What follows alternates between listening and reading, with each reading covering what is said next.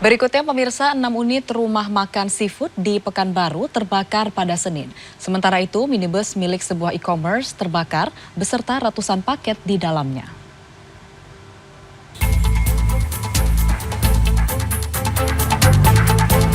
Api membakar rumah makan dan merambat dengan cepat ke bangunan lain di sekitar ruko tersebut di Jalan Hang Tuah, Pekanbaru, Riau pada Senin. 8 mobil pemadam kebakaran dikerahkan untuk memadamkan api.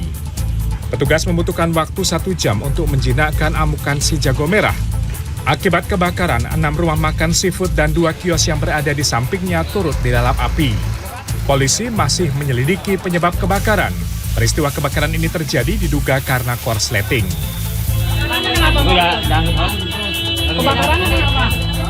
Sementara itu, minibus milik sebuah e-commerce yang sedang diparkir di Jalan Menjangan 3, Kecamatan Ciputat Timur, Tangerang Selatan, Banten, ludes terbakar Senin sore. Selain itu, ratusan paket yang berada di dalam mobil ikut hangus terbakar.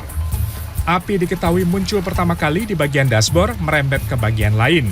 Sopir mengatakan saat itu ia baru saja mengambil ratusan paket dari gudang dan menaruhnya di dalam mobil.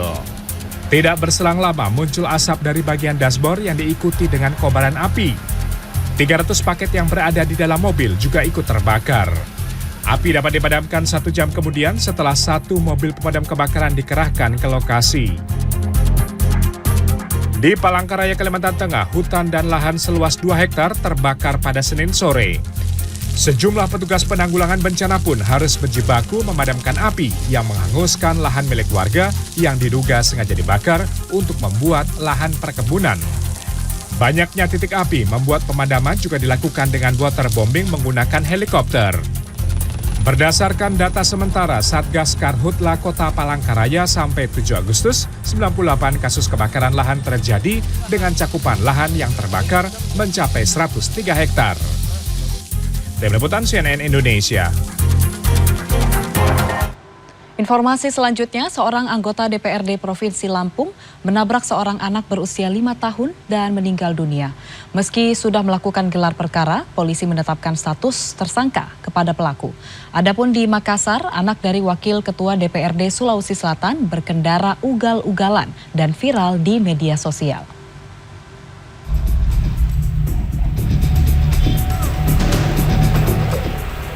Viral di media sosial sebuah video yang menampilkan ulah seorang pengendara mobil berkendara ugal-ugalan dan melaju kencang di Jalan Urip Sumoharjo, Kota Makassar, Sulawesi Selatan.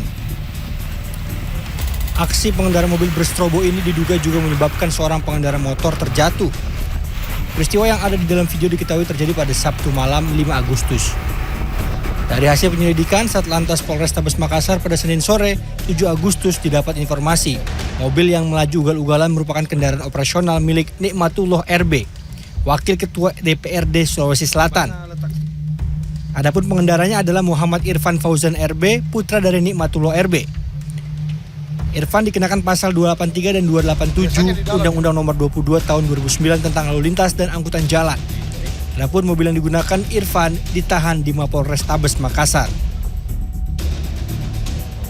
Sanksinya yaitu pasal 283 terkait mengendarai kendaraan di jalan yang tidak sewajarnya. Kemudian pasal 287 penggunaan strobo. Dia pulang, dia menuju pulang. Kabarnya dia disuruh beli makanan. Jadi buru-buru pulang karena sudah 7:30. Mungkin ditelepon sama orang di rumah, pulang cepat, katanya mau beli makanan ya. Mungkin.